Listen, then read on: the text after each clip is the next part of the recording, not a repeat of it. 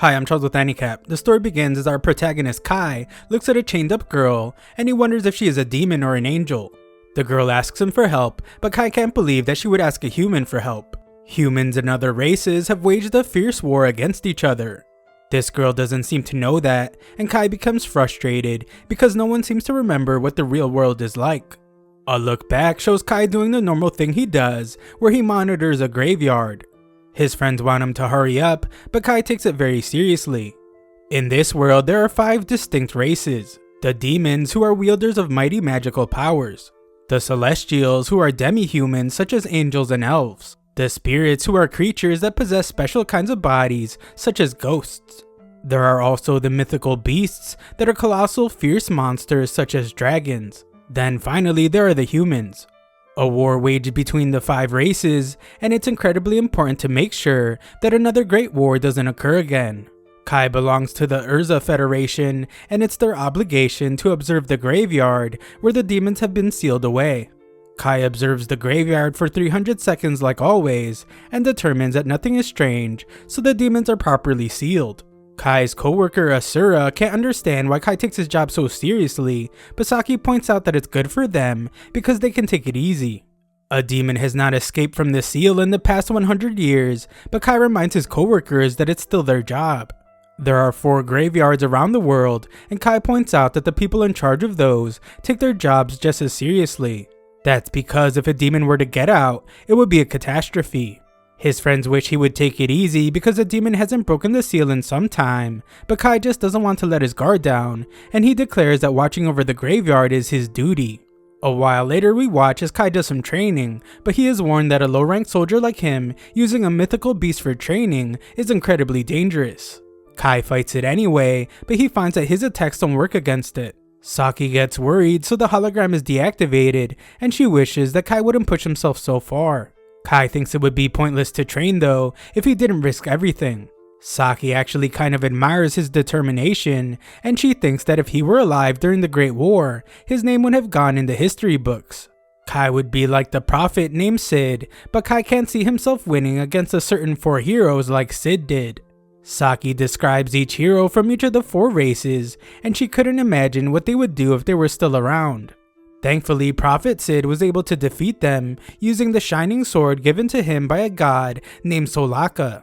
There is plenty of evidence that the 4 heroes existed, but there's actually no proof of the Prophet Sid. There are no pictures or videos of him. Saki changes the subject as their friend Jean is being promoted and she wants to celebrate. Jean is getting transferred to headquarters at just 17 years old, and she is the youngest person in history to be selected. She's an elite among elites, so they have to get her more than a bouquet, like Asura suggested. Just then, Kai receives a message from Jean, and Asura reads it out loud. Jean wants to meet with Kai, but she wants him to keep it a secret from Saki and Asura. Kai tries to cover it up by saying that the message isn't really from Jean, but it's too late, and Asura wonders if Kai has a secret relationship with Jean. The friends try to get more information, but Kai just decides to go for a run. The next morning, Kai meets with Jean, and he's glad to see that she's on time because she is usually late for everything. She wonders why Kai is wearing such fancy clothes while off duty, so he explains that he just came from the morning self-training that he does every day.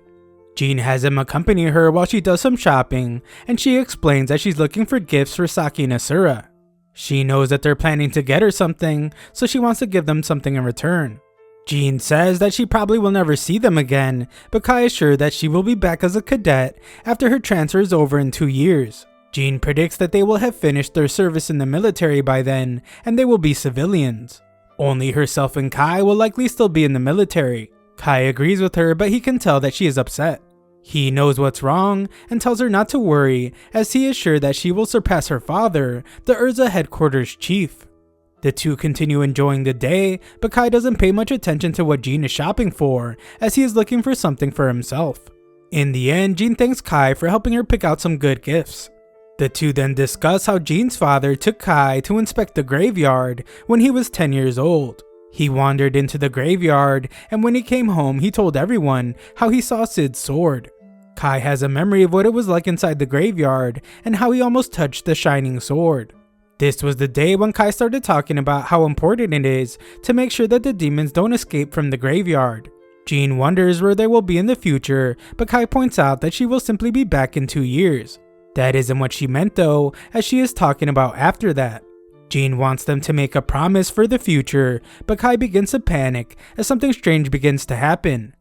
Jean has no clue why he's behaving so strangely, so Kai begins to wonder if he's the only one seeing what's happening.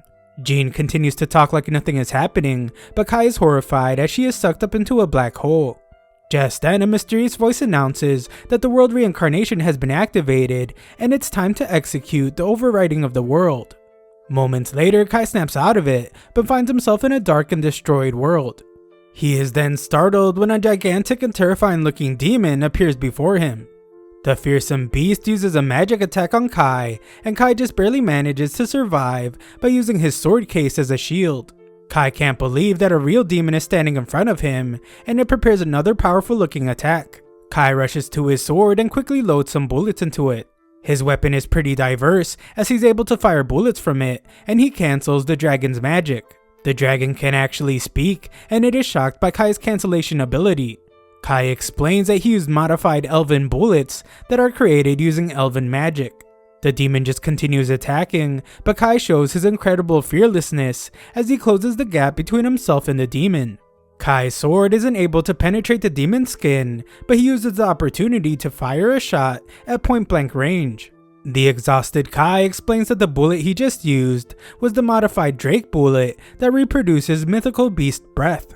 It was his first time using it, but Kai is glad to see that he's able to move just like he does in training. This victory has made him confident that he can actually fight real-life demons. Just then, another demon appears and states how laughable it is that a human thinks it can defeat demons. Kai is impressed by how well the demon speaks English, but the demon explains that the most effective way to give orders to a slave is by using its own language. Kai doesn't understand why the demon is calling him a slave, but there is no time to think. The demon says that Kai smells dangerous, so he prepares to eliminate him. Just then, someone rescues Kai by using a flashbang, and they get away. This girl tells her group that the Wanderer has been secured, and she asks to know where Kai is from. Kai is shocked to see that this girl is Saki, but she has no clue how he knows her name.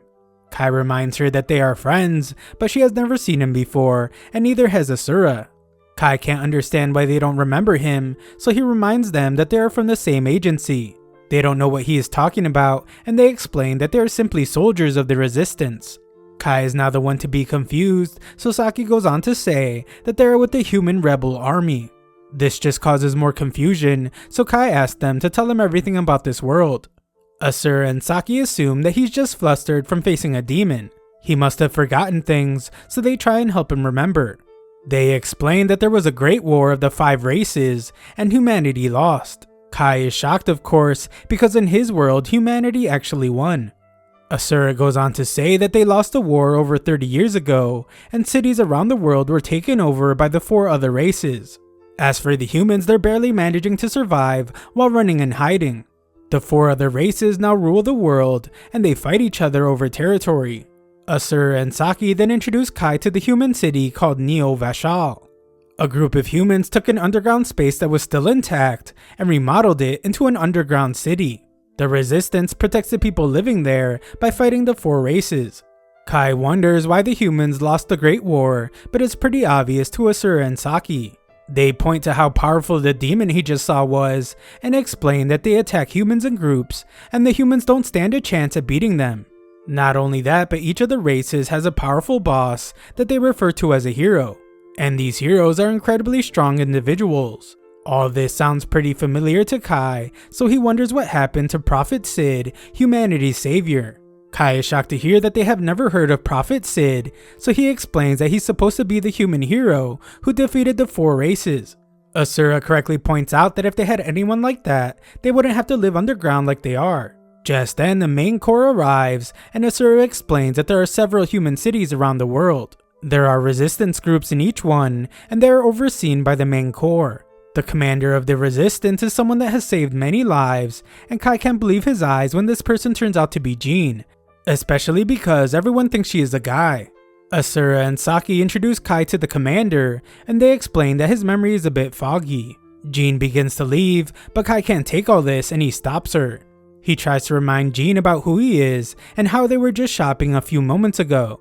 Jean of course has no clue what he's talking about, and she assumes that he has her mistaken for someone else. Kai can't believe that she really doesn't know who he is, so he asks her why she's pretending to be a guy. Jean is shocked to hear this, and Kai reminds her that she wanted to surpass her father as his daughter. A soldier named Fallon stops him, and Jean decides to just leave.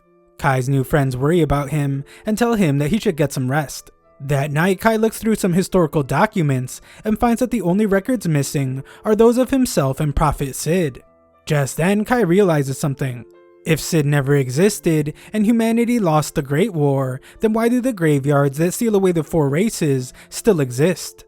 The next day, Kai asks Saki about the graveyards, but she has never heard of them. Asura lets Kai borrow the car, which upsets Saki, but Asura says that it was just a reflex. Kai arrives at the graveyard and thinks about how this is his first time going alone. He's surprised to find that the blockade stone was removed, and he goes inside. The darkness soon turns to light, and Kai is amazed when he sees the shining sword just sitting there. This proves to him that the legends of Sid must be true. Kai pulls the sword from the mantle, and a loud voice gives Kai the world coordinate key and calls it the code holder.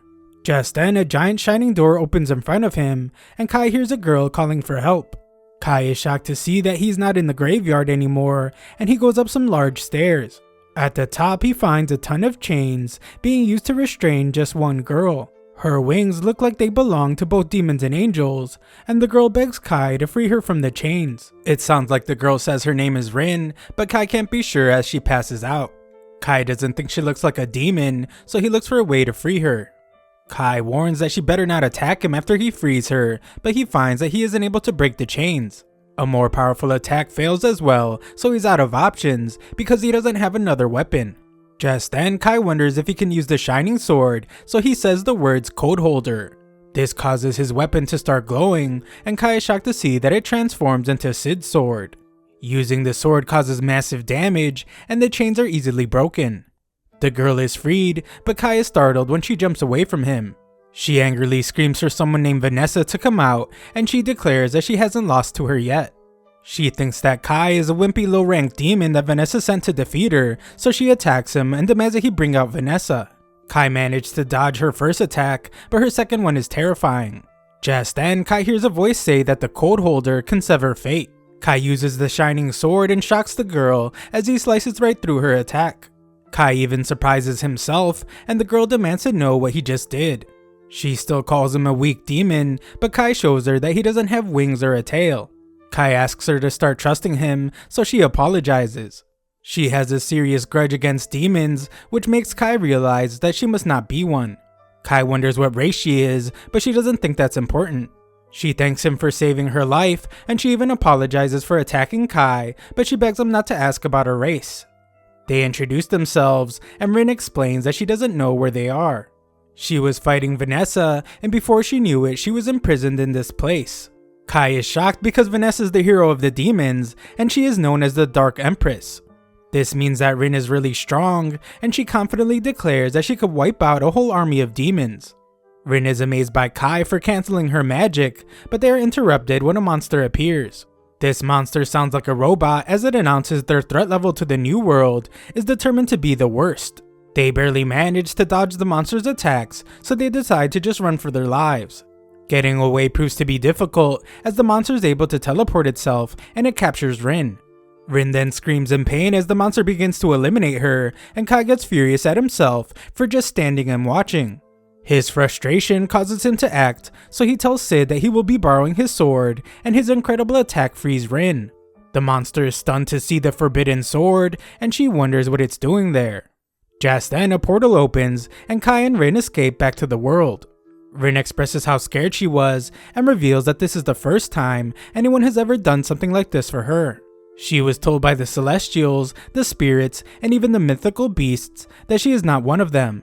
The demons were the cruelest to her, as they called her an unsightly abomination. This is what caused her to get into a fight with Vanessa. Kai can relate because no one remembers him, and he feels like he's all alone in this world. Kai says that his world was totally different because in this one, demons have taken over all the cities. Just then, Rin explains that in her version of the world, the demons haven't taken over. Just before her fight with Vanessa, the demon started saying that the hero of the humans had just arrived. Kai is in disbelief as he thinks that this is Sid, but Rin doesn't know who it was. Kai is still relieved because Rin seems to remember the same history he does. Kai thinks that they're pretty similar, and Rin is happy to hear that because no one has ever said that to her before. Outside, Rin collapses and Kai offers to take her to the underground city. Rin is afraid to go to a human city though because she can't trust anyone. Rin does trust Kai though because he saved her life, so she agrees to go with him. Back in his room, Kai thinks about how difficult Rin made the trip back. She was able to hide her wings, but she still stuck out like a sore thumb. She even tried to use magic right in the middle of the city, but Kai can't blame her because she is surrounded by strangers in a strange place. Kai's weapon has reverted back to normal, so he considers trying to change it back. He is interrupted though when Rin needs help shutting off the shower. Rin thinks it's really unfair how humans shower with such warm water because she used to have to shower in freezing cold lakes and rivers. A soft bed is something new to her as well. She did notice that the city on the surface was in ruins, making it clear that the demons really have taken over. Kai has also determined that this world is a world where the results of the war among the 5 races is inverted.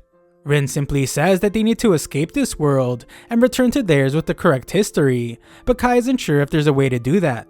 In the middle of the night, Rin wakes up and warns that the demons have arrived. The city comes under attack and citizens are told to immediately evacuate to a shelter. It's an enemy race invasion and Kai emerges to see how terrifying things are. Kai knew that this version of the world was in bad shape, but seeing how far humanity has been cornered makes him realize how dire the situation is. What's worse is that there is no one who can save humanity. Rin holds on to Kai, but he apologizes and tells her to let him go. He has realized that there's only one person in this world who can play the role of Sid, and that is him.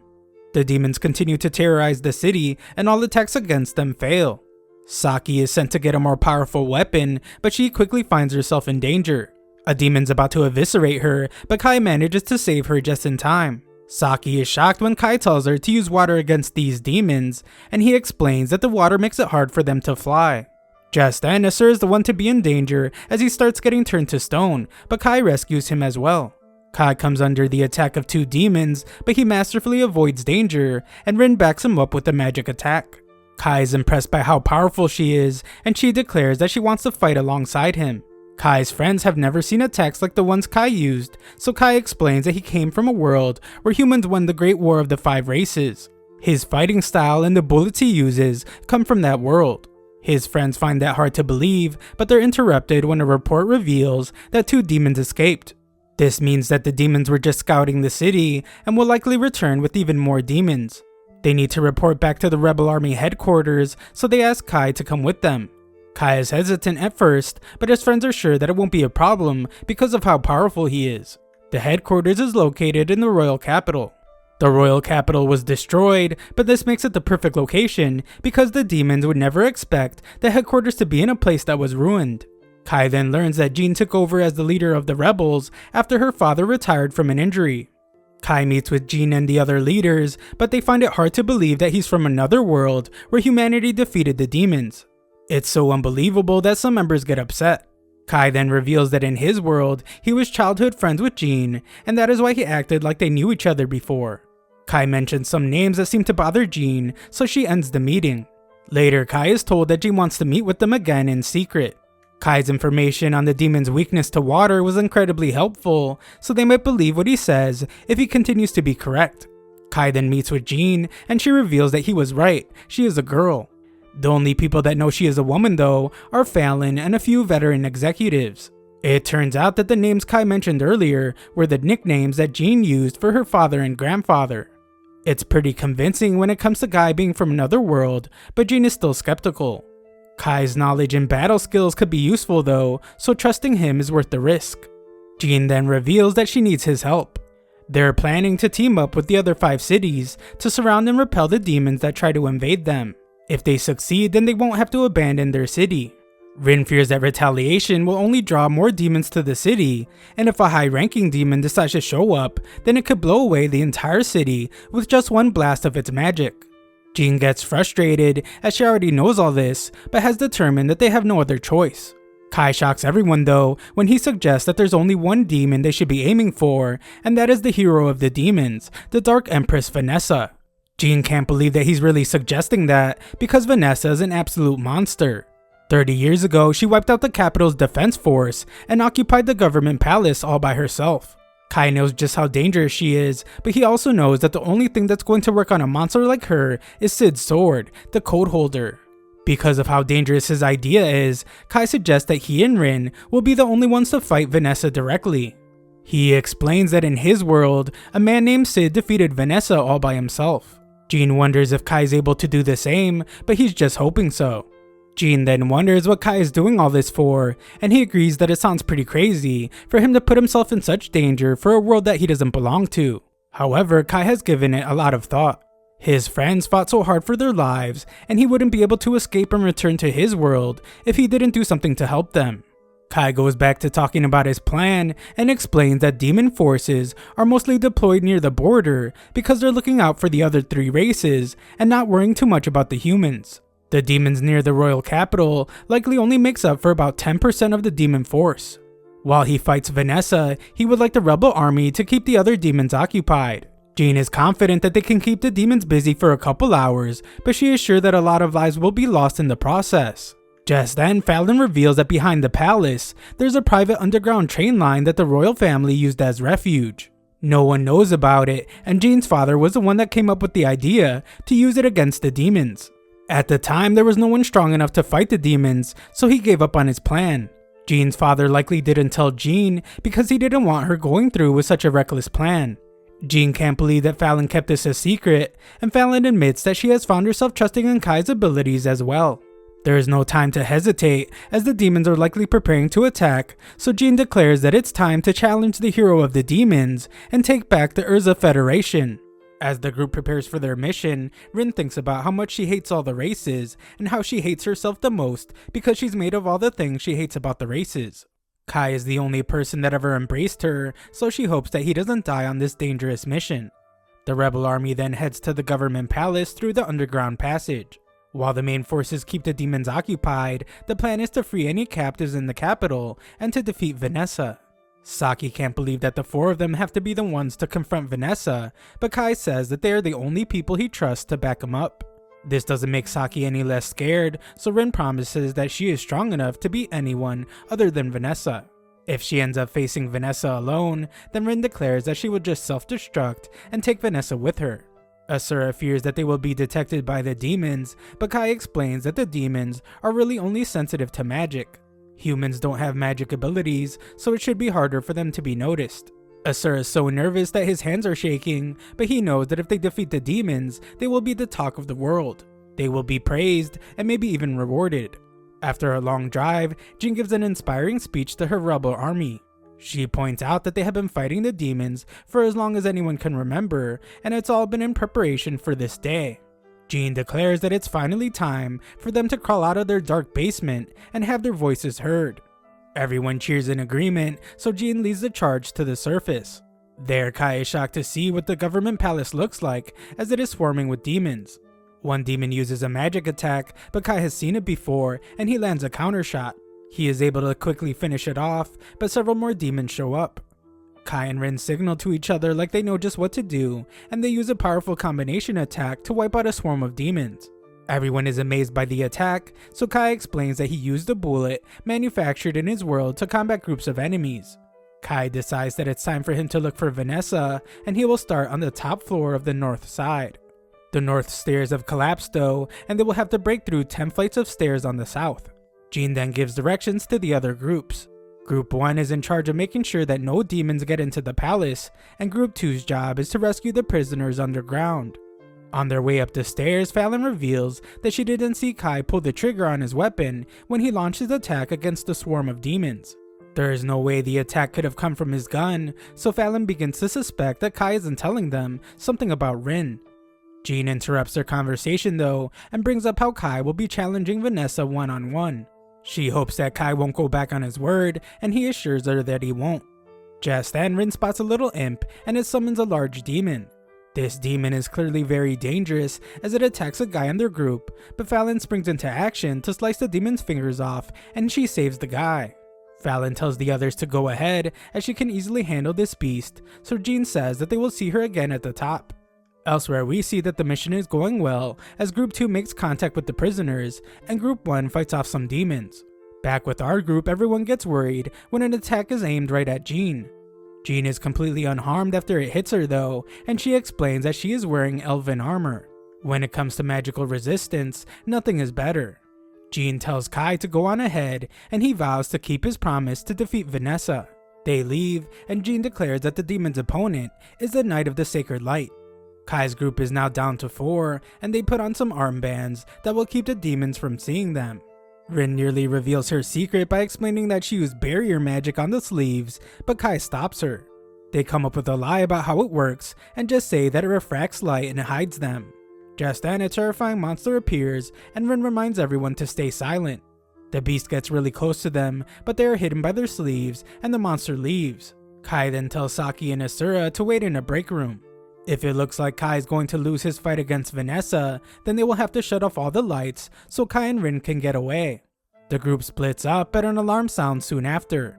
Rin has no clue how they could have been found, so Kai suspects that there must be infrared sensors in the building. A demon appears before them, and he calls Rin hideous for having strange wings. Kai shuts him up and demands to know how they were found. The demon reveals that it was Vanessa's idea to use the human surveillance system. He explains that Vanessa was actually pleased to see the humans invading, and she is curious to know why they decided to end their lives this way. Kai wants this demon to take them to Vanessa since she is so happy about them being there, but the demon would rather have some fun himself. He prepares an attack, and Kai is shocked when Rin takes a hold of him. She tosses Kai to the side and tells him to go on without her. Kai refuses, but she tells him not to worry. She promises to be right behind him, and she uses her ice magic to separate Kai from the fight. Kai is furious, but he has no choice but to keep going.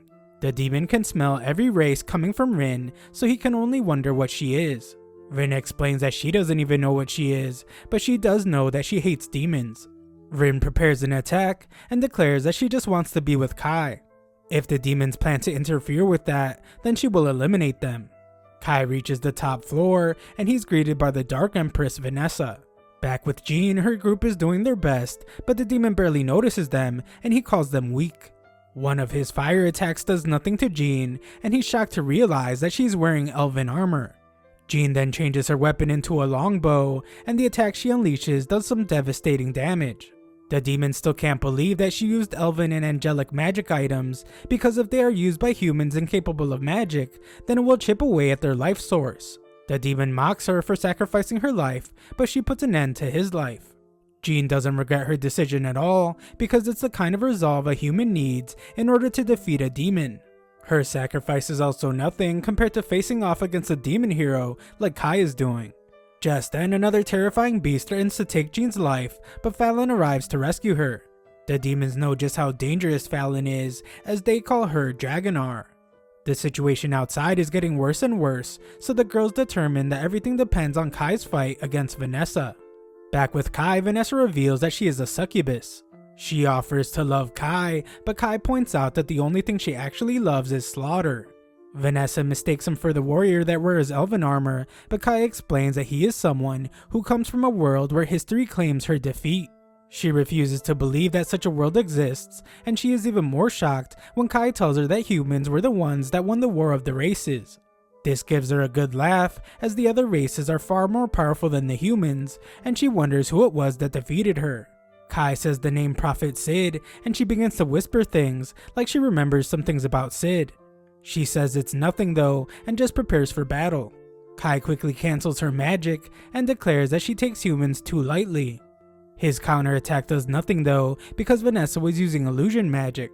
She's impressed by Kai's weapon because it counters her magic and unleashes an attack similar to that of a drake's breath. Her next powerful attack blows a hole right through the wall, and she curses herself for missing because she was trying to avoid causing destruction to her fortress. Vanessa warns that she uses a blast that can destroy any race and wonders what he plans to do about it. She unleashes the insanely powerful attack, and everyone around the entire palace can feel its destructive power. Vanessa declares that it's impossible to survive her attack. Only one of the heroes from each of the other 4 races can survive it, so she wonders why Kai is still alive. Kai thinks about how it was all thanks to Sid's sword, and Vanessa wonders where the sword came from. Just then, Rin appears to defend Kai, but he notices that she is badly wounded. Rin refuses to let that stop her though, and she tells Vanessa to come at her. Just then, a portal opens from behind Vanessa, and the robotic sounding monster from earlier grabs her. Its name is Last Riser, and she has determined that Vanessa has a high potential of influencing this world after hearing the name Sid. Vanessa realizes what's going on, but it's too late as Last Riser has already begun to remove Vanessa's code from this world. Vanessa manages to break free from her restraints, and she turns the tables on Last Riser. Vanessa calls Last Riser a dog of someone named Afria, and declares that someone like her can never take her head. Vanessa shows the incredible power of a hero as she says scatter, and her attack does massive damage. Last Riser is just barely alive, so she escapes back through her portal. Kai can't believe that this Vanessa was the hero that Rin fought, but something is wrong. Rin says that the Vanessa from her old world was not as scary as this Vanessa. Vanessa can't understand why her wounds aren't healing, but that isn't as important as finishing her fight with Kai and Rin. Vanessa prepares to eliminate our heroes, but Rin rushes to hold her, and she tells Kai to run away. She puts herself in a shadow prison with Vanessa, but Vanessa mocks her for thinking she could hold her back. Vanessa shows her just how fragile her barrier is by destroying it, and she prepares to finish Rin off.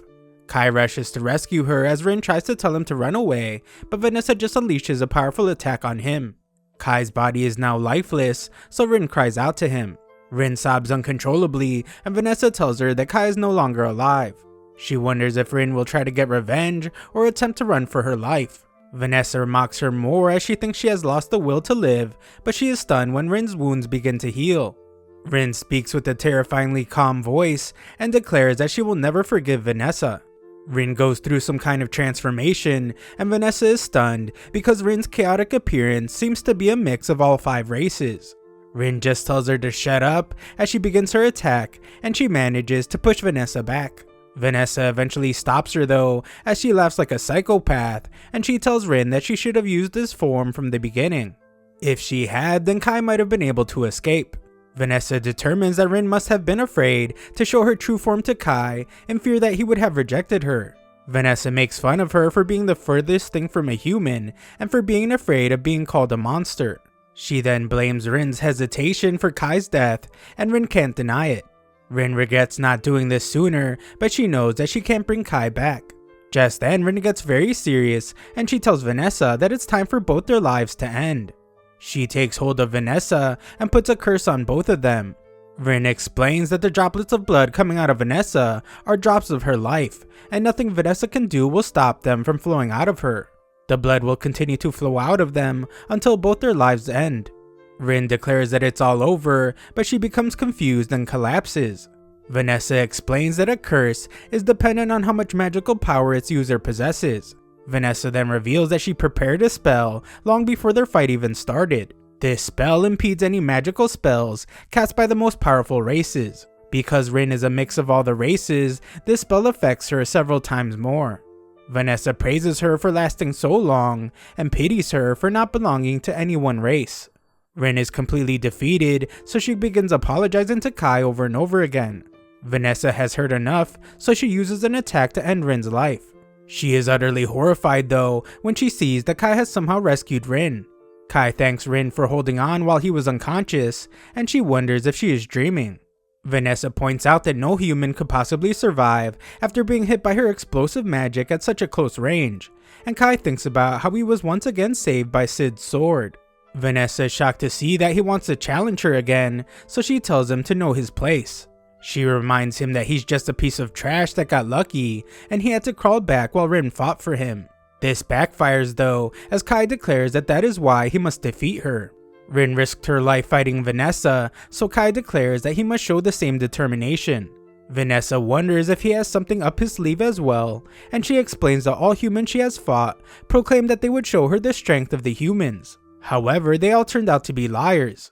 Vanessa lists the heroes of each race and explains that she actually acknowledges them. However, when it comes to the humans, there is no hero. Vanessa wonders if Kai wants to take this title, but Kai says that he has no desire to become humanity's hero.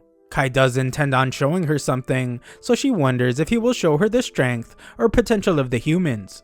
Kai says it's neither of those, as he actually intends to show her the spirit of the humans. This world has no hero for the humans, but Kai will gladly be humanity's representative as he fights Vanessa. Vanessa's unfazed by his declaration, and she summons an attack called the Devil's Planet. This thing is gigantic, but Kai uses his sword to eliminate it. Vanessa prepares another terrifying attack, but Kai contacts the others and has them shut off the lights. Humans don't have magic abilities, so Vanessa can't sense them in the dark, but she can see Kai's sword. She launches an attack at it, but it turns out that Rin was holding it as a distraction. Kai appears behind Vanessa and declares that he trained 10 years for this very moment. Rin tosses him his sword, and Kai says that the fight is over. Vanessa accepts her defeat, and Kai slices right through her. Just then, Kai is shocked as Vanessa begins to remember who Sid the Prophet is. She remembers him telling her about how the world will be rewritten, and she realizes now that this is what he was talking about. Sid called it the world reincarnation, but this means that someone is behind it. Someone reincarnated the world, and Kai must find the being that did it. Vanessa thinks it must be one of the other three heroes, and she explains that Sid foresaw the strange occurrence that was to happen in this world. She reveals that Sid actually entrusted the sword to her because it is the one and only key to correcting the alteration of the world. Kai is shocked because history says that she and Sid were enemies that fought each other relentlessly. Vanessa admits to fighting Sid, but reveals that that isn't the whole story. There is a forbidden code hidden away in the world that Sid knows. It's called the Zero Code, and it's a troublesome magic. Vanessa congratulates Kai for defeating her, and she acknowledges the courage it took for him to let go of his ultimate weapon. Vanessa commends his clever planning and acknowledges the powerful human spirit. Vanessa begins to disappear, but warns Kai to be ready in case they ever meet again. She promises to fight him as a succubus next time and disappears. Kai is exhausted, but he can now relax as Rin tells him that he has won against the hero of the demons. It is announced to the other rebel groups that Jean and her army have retaken the royal capital and defeated the hero of the demons. Kai thought that something happened to him and Rin, but in reality it's the opposite. Something happened to the world, and they were the only two people who weren't affected. Rin just wants things to go back to the way they were, and Kai agrees. Jean thanks Kai for helping the rebel army, but she can tell that something is wrong. Kai just isn't sure if he would be able to defeat Vanessa if he saw her again, but Jean just wants him to celebrate his victory. Thanks to him, the humans will be able to rebuild the city even better than it was 30 years ago. Jean will be leaving that responsibility to those that were around 30 years ago, as she reveals that she will be leaving Urza. She then explains that 3 federations were taken over. One by the Celestials, one by the Spirits, and one by the mythical beasts. There's a rebel group fighting against each one, and Jean will be working with them to deploy a large-scale operation.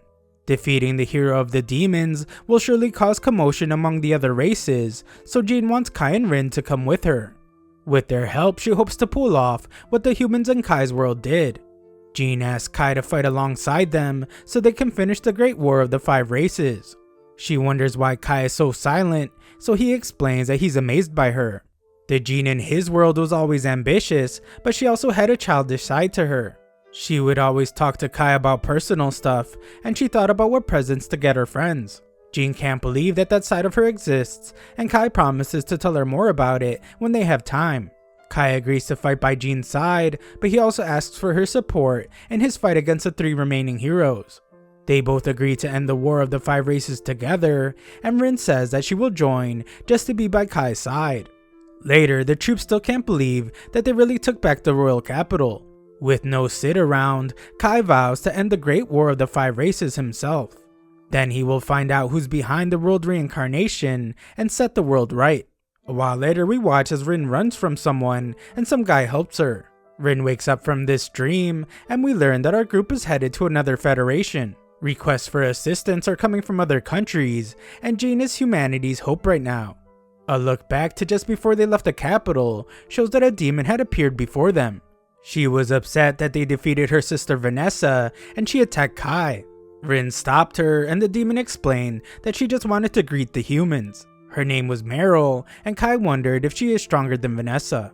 Meryl assured them that they wouldn't have won if she was around, and Kai assumed that she was there to take revenge for Vanessa. Meryl had a good laugh at this, because while she does love her sister, her no longer being around means that she is number one. She got down to business and explained that if the demons decided to unite, then they would easily be able to reclaim the royal capital anytime. The demons are purposely letting them have the royal capital, so they want to take a break from fighting. Kai saw right through her though, and determined that the demons feared that further fighting would just leave them vulnerable to the other three races. Himmel just offered to let them keep the capital as long as the demons were allowed to keep all the other territories. Kai agreed to inform the commander, and Himmel just asked for Rin to stop glaring at her. Himmel promised to cheer them on, but Kai knew that she just wanted them to all take each other out. Himmel realized that she had been caught, so she promised to defeat the humans one day. She warned them about the celestial hero named Alfreya and left. Back to the present, our group discusses how they will be facing the Celestials. Celestials are elves, dwarves, fairies, and angels. They are more cowardly and cunning than humans, and they create powerful magic items to use in battle. Demons are considered monsters, but Celestials are considered enhanced humans. Our group prepares to find a rest area, but Rin senses that a mythical beast is above them. This is incredibly strange since they are still in demon territory, so Kai tells everyone in their convoy to move forward at full speed. The troops fire at the dragon, but it just attacks their convoy. Kai and Rin team up to use a powerful attack, and they manage to scare away the beast. After the other troops are rescued, the entire army arrives at the rest area. That night, Kai tells Rin that there's a tent for female soldiers, but she refuses to leave. Jean arrives, and Fallon takes Kai outside to speak with him. She will stand guard outside, while Kai stands guard inside the tent. Fallon fears that people will find out that Jean is a woman if she stays too close to her, so it's best if Kai is the one to be by her side. Jean will have to remove her armor to sleep, so she warns Kai not to get any funny ideas. Kai returns to the tent, and he finds that Rin is giving Jean a massage. Pretending to be a guy is pretty difficult, so Jean really takes a moment to relax. Kai still can't believe that a dragon appeared, and he assumes that it was there to scout the area after news spread about the demon's hero being defeated. Jean explains that they made sure the royal capital was well protected before they left, so there's no need to worry about them being attacked. Jean becomes very serious as she has something important to tell Kai, but this just turns out to be that she tosses and turns in her sleep. Moments later, Kai becomes really uncomfortable as he can't sleep with the girls clinging onto him. The next morning, Kai is exhausted and he just pretends like he couldn't sleep because of the stress of having to be Jean's bodyguard. It is announced that they will be crossing the border soon, which means they will finally have reached the Low Federation. Their destination is the Rebel Army headquarters in a city just outside of the Low Federation. Saki prepares herself with a weapon because it's crucial to strike first if they encounter a Celestial. Their guns are more effective against Celestials than dragons, but Kai still reminds Saki to take a deep breath before shooting. Humans and Celestials look pretty similar, so Kai tells her to be careful before shooting someone. Rin shows off some fruit she found, but Kai wonders if it's poisonous. Rin doesn't think it is because it just tickles a bit when she bites it, but Kai freaks out because that's probably poison. This isn't her first time eating them though, as she once ate them in the Elven Forest. Jean explains that the fruit is there because of the Celestial invasion. The human city was buried along with the Elven Forest. Just then, our group notices that they're being welcomed by civilians. A low Rebel Army advisor greets them and introduces himself as Zephin. They receive the news of Kai defeating the demon hero, and it has given all the troops a lot of hope. Zephin has some sort of past with Fallon, and he's surprised to have lived long enough to see her again. They then all head to see the low rebel commander named Dante. He is a descendant of some royal family, so he calls himself an emperor. Fallon knows all about this guy, and she explains that he's very envious, suspicious, and obsessive. Because of this, he sees Jean as a threat. Their group is greeted by the commander's assistant named Kibiri, and she explains that she must be present anytime anyone wants to speak with the commander. Commander Dante complains about them being late, so Jean explains that they had to deal with the dragon. This rude guy doesn't want to hear any excuses, and he just gets right down to business. He knows that Jean's army defeated the demon hero, so he assumes that she intends on taking even more glory by stealing his low rebel army. Jean explains that the low army requested her assistance, but Dante had nothing to do with that. His assistants called for help without his permission. Jean points out that the Celestials need to be eliminated, and it doesn't matter who takes the glory. She offers some advice to Dante, but he gets insulted because apparently emperors don't need advice. Jean gives it anyway and explains that they won't be the ones who decide what honors are awarded after defeating the Celestials. The people will decide, so all they can do is behave in a way that's worthy of respect. Afterwards, Zephyr shows everyone a map of the uncharted territories that the Celestials reside in. They don't know where the hero of the Celestials is, so everyone is shocked when Jean declares that she will lead the search. Dante is clearly upset, but Jean still asks if she can borrow his army's elite soldiers. Dante mocks her for going to the front lines, but she explains that she's choosing to lend her life to those that are continuing to fight on this land. The troops are in awe of her, but Dante is clearly not happy. That night, Rin eagerly waits for dinner to be ready, but the others wonder if the soup she made will really be edible. Asura starts talking about the assistant they met earlier, but this girl made Rin feel uneasy. The next day, Jean and the troops arrive at the Elven Forest. Back at base, Dante still thinks that Jean is a man, and he hates how reckless Jean is. Kaberi of course agrees with him by saying that generals should remain at the rear camp while commanding the army. Kaberi tells the commander not to stress about Jean and his recklessness, and Dante commends her for being his only proper subordinate. A while later, Jean returns to the base with enough information to create a map. With the scouting done, they can have a strategy meeting the next morning. Fallon is upset that Jean went on an expedition without her, but Kai points out that she did it to gain the trust of the low rebel army. They have their strategy meeting the next day, and everyone gasps when Jean reveals that they found celestial footprints near some patrol routes. She wants to explore the celestial territory again so they can plan an invasion strategy, so she asks everyone for their cooperation. Rin eagerly wants to fight some angels and elves, but Jean warns against carelessly stepping into enemy territory. Rin agrees to wait, but she notices that she hasn't seen Kaberi around. Dante isn't around either, but Kai just assumes that it's because he doesn't care much about being on the field. Elsewhere, Dante's busy getting hammered and raging about Jean taking charge. Kaberi has a solution though, and explains that Dante just has to achieve something greater than Jean. She hands him a note with what she has in mind, and declares that if he is successful, then he will get his glory back. Later, Zephyr is shocked to hear that Dante is going to personally lead the soldiers into the Elven Forest. Dante says that he already has someone exploring the Elven Forest for him, but this is the first Zephyr is hearing about this. Zephyr fears that this will cause issues with Jean's rebel force, but Dante reminds him who's boss. Dante allows Zephyr to join him, but instructs him not to say anything to Jean. Elsewhere, Rin is hesitant to tell Kai something because she fears that it will cause trouble. Kai tells her to spit it out already, so Rin reveals that she doesn't think Kaberi is human.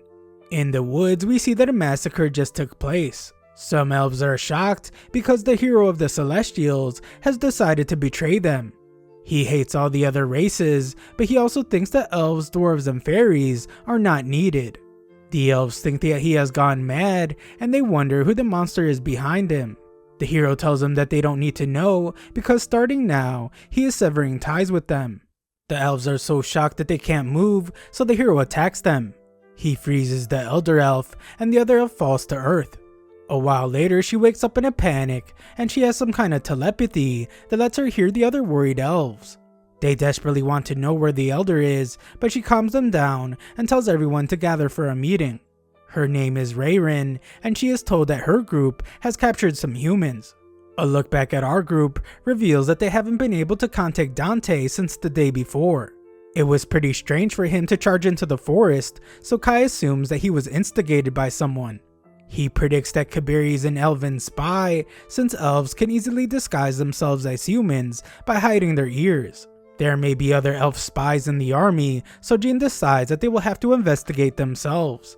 They eventually find the scene of a battle, which makes it clear that Dante and the others fell for a trap. The trap seems pretty obvious because it's just a giant magic circle, but Kai reveals that the real trap is above them. The trap is hard to see because of the sunlight, but Kai has previous knowledge from his old world about how elves like to use multiple traps all at once. Just then, Rin whispers to Kai that she senses something nearby, and she thinks it's an elf. They head in its direction, and Kai tells the others that Rin went through special training to sense magic. They arrive at the spot where the smell was coming from, and they're all stunned as they are transported somewhere. Saki accuses Asura of getting a little handsy with her, but he points out that she used him as a landing pad. They seem to be in the elven forest, and Kai explains that they just went through a celestial gate. Just then, some strange girl appears and begs for a butterfly to be her friend. Fallon warns everyone to be careful because the girl is definitely a celestial, and the girl runs into Asura. He tries to ask her where she's from, but she just wonders why she doesn't sense any magic coming from him. Asura explains that it's because they are humans, but this just makes the girl run away out of fear that they will eat her alive. Our group follows her, and they are met by archers. Kabiri appears to stop them from firing though, and she expresses her disbelief from them being able to activate the gate. Jean just outright calls her a spy and demands to know where Dante and the others are. Kabiri reveals that they are alive, but they have inhaled the pollen from some paralysis plants, so they won't be able to move for a few days. Jean demands that she release the hostages, but Kabiri has a request first. She acknowledges that they defeated the hero of the demons, so Kabiri asks them to fight the angels for her. Our group is shocked because they're both celestials, but Kabiri explains that the angels have betrayed them. Our group is taken to see Rayren, and she explains that they are the first humans to ever enter the elf village. Rayren can tell that Jean is wearing elven armor, so Jean explains that she retrieved it after defeating some demons that stole it from celestials. Rayren lets it slide because Jean didn't steal it from an elf herself, and she proposes a contract to them. Rayren agrees to free the hostages, but in return she wants them to rescue the Great Elder from the celestial hero named Alfreya. Kai is familiar with the name, but Rayren says that Alfreya has changed. He was always warm and gentle, but for some reason he demanded that elves, dwarves, and fairies become servants to the angels. Rayren and the Elder went to speak to him on behalf of the other Celestials, but he refused to speak, and Alfreya just captured the Elder. Rayren will give them guidance on their journey, but it will mainly be something they have to do themselves. Fallon wants proof that this isn't a trap because it would be big trouble for them if they end up getting ambushed by elves and angels.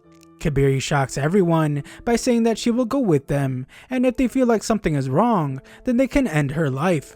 Fallon rejects her offer and correctly points out that her single life is not worth 6 of theirs plus the lives of the hostages. Fallon insists that they put more lives on the line or offer up a life that is far more valuable. Rayren is then the one to shock everyone when she offers her life.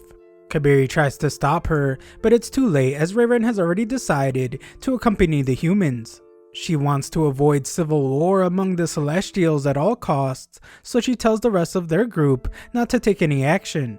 She sends the dwarves and fairies back to their posts, and everyone is shocked by how fast they move. Rayren has the girl named Silky bring some tulips, so everyone takes a seat and listens to the details of her plan. That night, Rayren sees that Kai is not sleeping, so she promises not to attack them in their sleep. She won't make any moves while they're still under contract, so Kai agrees to relax. Rayren was told that Kai and Rin were the ones that defeated Vanessa, so she wonders if Kai's power will also work against the Lord of Heaven, Alfreya. Rayren is sure that Kai will be the one who ends up fighting Alfreya, so if he can't win, then everyone will just end up dying together. Rayren prepares to leave, but she has one more thing to say. If Kai runs away out of fear during battle, then she will eliminate everyone he knows. Kai has a question for her and asks if she knows someone named Sid. Rayren doesn't, so she just leaves. Kai thinks about how Vanessa seems to be the only one that knows about Sid, and he remembers how she told him to find the person behind the world's reincarnation. She was sure that it was one of the 3 other heroes, so Kai eagerly wants to confront the hero of the Celestials, the Lord of Heaven, Alfreya. The next morning, Rayren explains that the Angel's Palace is up some giant tree. There are a few floating fortresses, but she is sure that Alfreya is in the one called the Angel's Palace. Kai's impressed by the measures taken to protect this palace, so he assumes that they did it as a countermeasure against humans. Rayren says that no one is afraid of humans, and the ones they're actually on alert for are demons, spirits, and mythical beasts. Rayren's impressed by how fearless Kai is, and he thinks about how he knows a man who faced all 4 heroes by himself. They teleport up to the palace, and Rayren is shocked to see a bunch of lifeless bodies. Everyone is still alive, but she still can't figure out who would do this to the angels. Kai doesn't know either, but he points out that this works in their favor. They head further inside the palace, and it becomes very clear to Jean that they would have had trouble navigating through it if Rayren didn't come along. After another teleportation, our group must dodge an attack from someone that tells them that they stink. Rayren is stunned because this woman is known as War Angel Vicious. Vicious flings some insults at the elf and reveals that she was the one that attacked the angels at the entrance. Her reason was because they were disloyal fools who refused to obey Alfreya. Rayren is then horrified when Vicious declares that they will soon eliminate the Elder, as it will serve as a message to the elves, fairies, and dwarves. That message is that they are inferior to the angels and they need to bow down. A fight breaks out as Fallon attacks the angel, and Vicious is annoyed that Rayren brought humans to the sacred palace. Fallon tells Jean and Kai to go on ahead, and she keeps Vicious from going after them. Rayren teleports the rest of our group further into the palace, but they are attacked by another angel. His name is Raffaello, and Rayren fully expected to see him there. Rin tells everyone to go on ahead, and she promises not to lose against this giant tin can. Raffaello admires Rin's sacrifice, but Rin says that she does not intend on losing. Up above, Rayren goes around undoing several barriers that are protecting Alfreya. Jean reveals that she has been wanting to say something to Kai, so she apologizes for leaving him to fight Vanessa in their last battle. It was the most dangerous fight, but this time she promises to fight alongside him. After removing the barriers, Rayren teleports them one last time. They find the trapped Elder, and Alfreya appears before them. He mocks humans for having no wings, and for only being able to look up at the heavens. Alfreya says that blessings come from the heavens, but angels are the only ones entitled to receive them. Vicious continues to attack the others, but she is surprised to see that Fallon's sword was made from a drake's fang. It's an incredibly powerful weapon, since its power erupts through impact. The celestial race is skilled at creating these types of magical items, so they know a lot about them. Vicious seems proud of that fact, but Fallon points out that her boss is trying to force slavery upon those very same celestials. It doesn't make sense, but Vicious says that Alfreya's reason is just something humans can't fathom. Back with Rin, we see that she managed to do some damage to Raphael. He is surprised that she was able to pierce through his divine guard so easily, and he acknowledges her as a threat. Rin can tell that he's just lying though, because in reality her attacks are doing nothing to him. She becomes frustrated by how calm Raphael is, and she laments how all angels look down on others. This is why the other races seem inferior to them, and Raphael wonders what Rin is. Rin explains that she doesn't know, but she doesn't want to know either. All that matters to her is that she stays by Kai's side. Back with Kai, Alfreya has decided that it's time for the execution of the Great Elder. Rayren is saddened by how much Alfreya has changed, but she must now tell him that he has no right to lead the Celestials. She must stop him, so Rayren declares that she will send him to his grave. The others become worried when Alfreya summons a powerful weapon to attack her, but Kai uses Cold Holder to rescue her. Everyone is amazed by his heroics, and Alfreya wonders if Kai is really just a human. Kai confirms it, but Alfreya can't understand why a human would defend an elf. Kai's response is simple: if something were to happen to Rayren, then the elves would resent him. Alfreya still can't understand, but he did notice that Kai's sword is no ordinary weapon. Kai does some flexing and explains that his sword was able to rival Vanessa, the demon hero. This means that it also has the power to rival Alfreya. Alfreya has a good laugh at this declaration, and he just mocks Vanessa for losing to a lowly human. Alfreya can't believe that Kai thinks so highly of himself, but Kai points out that Alfreya is in no position to call Vanessa a fool, mainly because she wasn't trying to execute her own subordinates like Alfreya is. Alfreya has a serious god complex, as he states that anyone who disobeys him has no right to be his subordinate. Jean shocks everyone when they see that she has turned her weapon into a bow, but her attack is easily stopped. Alfreya ends up taking damage from it, so he realizes that she's using an elven bow. Alfreya calls her the fool now, and he wonders if she knows what it means to wield an elven weapon with a human body. Jean of course does, but she just doesn't care that she's draining her own life away. Kai is stunned to hear this for the first time, but Jean says that there's no time to explain. Taking down Alfreya is what's most important. The annoyed Alfreya barely moves for his next powerful attack, but he's surprised to see that Jean is also wearing elven armor. Alfreya is insulted by a human using celestial items, so he uses his little bell to summon another attack. Rayren shows off a bit of her power with a protective barrier, and she declares that she refuses to be in debt to humans so many times. Kai thinks they need to free the Elder to make the fight more even, and Rayren compliments him for being such a smart human. They rush towards the Elder, so Alfreya tries to stop them. Rayren uses another barrier, but Alfreya destroys it, so Kai must block the attack with his sword. Alfreya has had enough of Kai, but Kai just tells him that he's taking humans too lightly. Rayren makes her heroic attempt to rescue the Elder, but her tiny useless dagger shatters into a million pieces. Rayren can't believe it because the dagger was an elven treasure. The Elder is a being second only to heroes, so the casket sealing her must be really powerful. All the items Alfreya is using are incredibly powerful as well, so she wonders how he can use all those magic items at once. Even as a hero, he should be depleting a lot of magic. He doesn't seem affected at all though, so she wonders if this new power of his is what caused him to suddenly change. Alfreya doesn't answer and simply says that this is rapture. His change in personality is simply the joy he feels from finding a new subordinate to replace her. Everyone is then horrified when Alfreya opens a portal and he decides to show them his new subordinate. Kai can't believe his eyes, and Alfreya reveals that his subordinate is Last Riser. Back with Rin, she has her hands full as she's getting destroyed by Raphael. Her wings are getting all messed up, but this just makes her angry. Power bursts out of her body, and she lands a seriously powerful attack. Fallon continues her fight, and she instructs the humans to take out Vicious's wings. Their bullets miss by a long shot, but Asura manages to push her back with a grenade. Fallon uses the opportunity to sneak up on Vicious, and she reveals that she knows her secret. Her wings are the source of all her power. Vicious can't believe that she knows her secret, and Fallon reveals that a man from another world told her about it. Back with Rin, she is shocked when Raphael tells her to hurry up and move on ahead.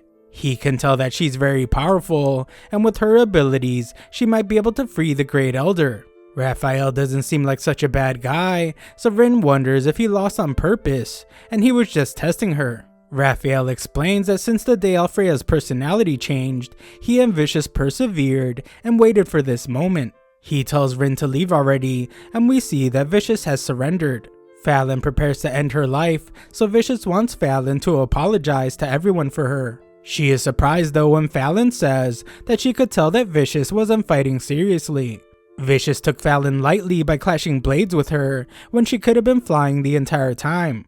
The humans are then stunned when Fallon decides not to end her life. Up above, Alfreya orders Riser to attack. This attack is crazy powerful as it destroys everything in its path and it sends Jean flying. Jean somehow composes herself to launch a counterattack, but Riser defends herself. We see that Rin was the one that saved Jean's life, but she had to reveal her wings to do so. Jean wants a thorough explanation, but she decides that it can wait until after the battle. Alfreya calls Rin a disgusting being, but Rin is more concerned about seeing Last Riser. Kai questions Alfreya about the world reincarnation, but he has no idea what Kai is talking about. Kai then asks about Sid, and this actually gets a reaction. Alfreya struggles with his memory, but he does seem to know about Prophet Sid. He begins to remember receiving something from that human, but Last Riser surprisingly attacks him. The robot monster has detected that Alfreya has been influenced by the taboo word Sid, so she must now execute Zero Code. She initiates the hero overwriting, which will remove Alfreya's code from the world. Everyone watches in horror as Alfreya screams in agony from being destroyed. Alfreya is eventually eliminated, and everyone wonders what just happened. Kai remembers that this is what almost happened to Vanessa. Last Riser simply leaves, and everyone questions if it's really over. Just then, a power erupts out of nowhere, and Alfreya reappears, but he's in a great deal of pain. Everyone tells Rayren to stay back, and she notices that Alfreya's wings have changed color. This thing is just an avatar of Alfreya, and he initiates the memories of the hero Celestial. Just then, Kai remembers that when he was first teleported, a voice declared that the world was being overwritten. Now a hero is being overwritten, and it's causing a lot of problems. Alfreya bot launches his first attack, and Rin struggles to hold it back. It eventually breaks through, and the damage leaves everyone in really bad shape. Rayren is absolutely stunned because she realizes that Alfreya was able to use magic without channeling through magic items. Alfreya keeps talking about how he was gifted power by the heavens, but Rayren tries to snap him out of his delusion. She says that he isn't enhancing his power, he's actually just chipping away at his life. Celestials take pride in using their items, but Alfreya has forgotten that and is taking delight in using magic without them. Alfreya tries to silence her, but Rayren says it's no match for her defense. Alfreya shocks her though by using a weapon to easily break through her shield. Kai rushes to rescue her, and he scolds Alfreya for letting Rayren down. She never stopped hoping that he would return to normal, but Alfreya's not interested in the fantasies of a weakling. Kai can tell that there's nothing left of the real Alfreya, but Alfreya says that a mere human could never understand. The one thing Kai does understand is that this Alfreya is only an imitation reproducing the hero's powers. Kai battles it out with the Alfreya bot, and he realizes that Alfreya's sword keeps regenerating instantly every time he destroys it. This explains why Alfreya was able to break through Rayren's shields. His swords kept getting destroyed after each shield, but it just kept regenerating. Alfreya calls it the work of the gods, and he declares that there's no need for celestials to exist in this world. Kai points out that heroes were meant to fight for their people, but Alfreya doesn't listen to Kai because Kai is from a weak race. Kai declares that he will show Alfreya the spirit of the humans that was built up because of that weakness. Alfreya's sword has grown to a massive size, and he uses it to attack, but Kai is able to deflect it away several times. Kai is clearly the better swordsman, but Alfreya has all sorts of tricks up his sleeve. Alfreya decides that he no longer needs his sword, and the girls panic as Alfreya begins to take down the entire floating palace. Rayren is determined to defeat Alfreya now, so she asks Jean to lend her strength. Kai wails on Alfreya's shield, and he shockingly manages to break through. This just upsets Alfreya though, and Kai gets choked out. Kai realizes that he's in a really bad spot now because Alfreya isn't coming to his senses like Vanessa did. Just then, Jean and Rayren combine powers to create a giant magical arrow. They will only get one chance to land it though, so Rayren tells Jean not to miss. Jean launches the huge attack, and its immense power is clear. It manages to rip off half of Alfreya's body, but the girls are all out of energy. The infuriated Alfreya screams towards the sky, but Kai realizes that this is his chance to turn the tables. He uses his super strong arms to completely flip Alfreya, and one final punch finishes him off. A bunch of power leaves Alfreya's body, and he is defeated. Alfreya is aware of the irony because in the end he was the one that lost his wings and fell to earth. Alfreya has finally come to his senses, but it's too late as the place is about to collapse. He warns everyone to run away, and he tells Rayren that he no longer deserves to be adored by her. Alfreya takes full responsibility for everything that happened, and he wants Rayren to tell that to all the Celestials. This is exactly how things went down with Vanessa, and Alfreya reveals that Sid entrusted some words to him. Sid told him that something was supposed to exist. Of course, Alfreya has no clue what he meant, but it was pretty obvious that Sid was very frustrated. Alfreya also reveals that the cause of the world reincarnation was anger. He then tells Kai that he acknowledges him, even though he is a human, because he risked his life to save an elf. Alfreya thinks that this act is what activated the taboo code. He's rooting for Kai now, so he tells him to shatter the hatred that lurks in this world. Those turn out to be Alfreya's final words as he falls apart and disappears. Afterwards, everyone that matters is safe, but the angels are disappointed that they weren't really able to do anything. Kai wonders when Alfreya first started changing, so the angels explain that it was when Last Riser showed up out of nowhere. Last Riser was his subordinate for a while, so Kai wonders why it would attack him. Last Riser first appeared when Kai rescued Rin, and it was as if the thing was monitoring her. Kai becomes worried as he wonders if it will target Rin again eventually. Rin has the same dream as before, and the man that helps her asks Last Riser if they were the ones behind something. Rin wakes up to hug Kai, and he is glad that she wasn't in a permanent coma. Rin gets freaked out when Jean comes out of nowhere, but Jean points out that she was there the entire time. Rin just didn't notice because she only ever thinks about Kai. Jean reminds her that she wants to know everything, so Rin explains that she isn't human. She doesn't know what race she is, and Kai apologizes for not telling Jean sooner. Jean points out that normally, non-humans are burned at the stake, but Kai explains how Rin is different from the other races. Rin fought alongside him when he faced the demon hero, and she even saved Jean's life.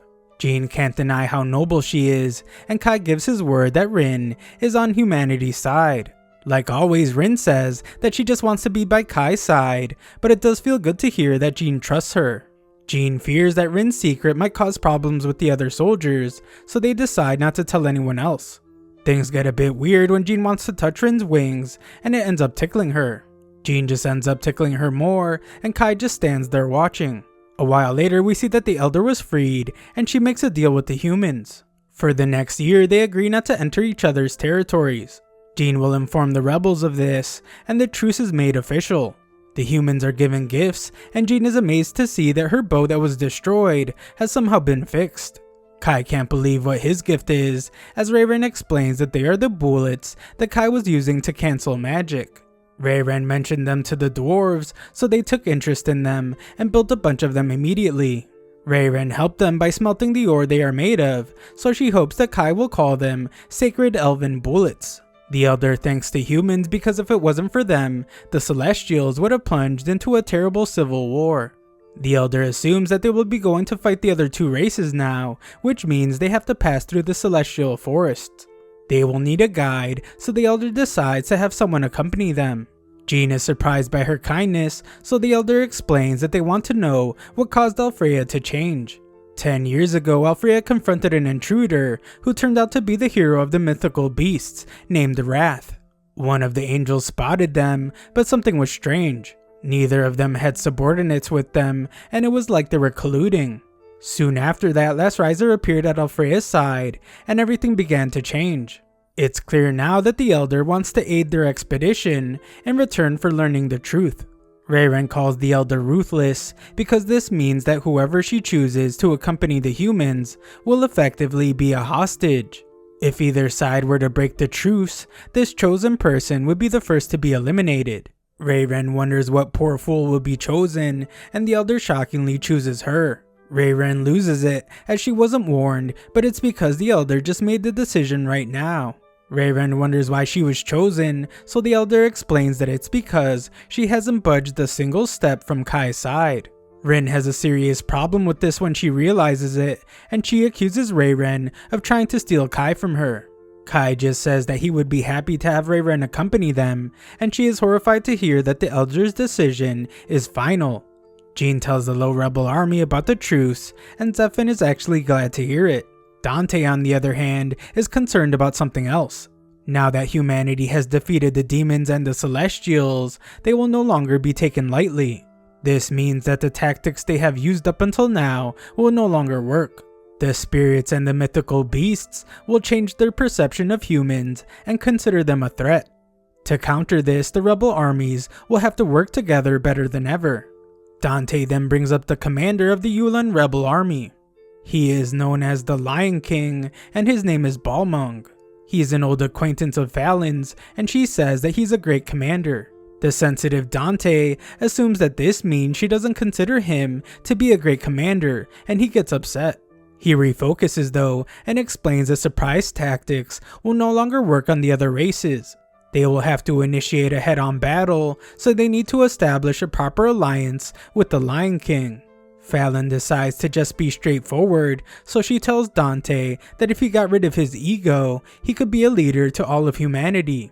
Dante says that he will leave that to Jean, but she has no intention of taking such a grand role. All she wants is to end the war of the 5 races. Elsewhere, some red fox guy meets with the hero of the spirits named Kyoko. They're both disappointed to hear about the other heroes being defeated, and they blame their small-minded nature. This is because they both half-heartedly resisted the last riser and failed to control her. This guy turns out to be Wrath, and things take a crazy turn. Kyoko accuses him of lying about something, and Wrath declares that it's time for the spirit race to disappear from this world. Thanks for watching my recap. Subscribe to the channel for more videos.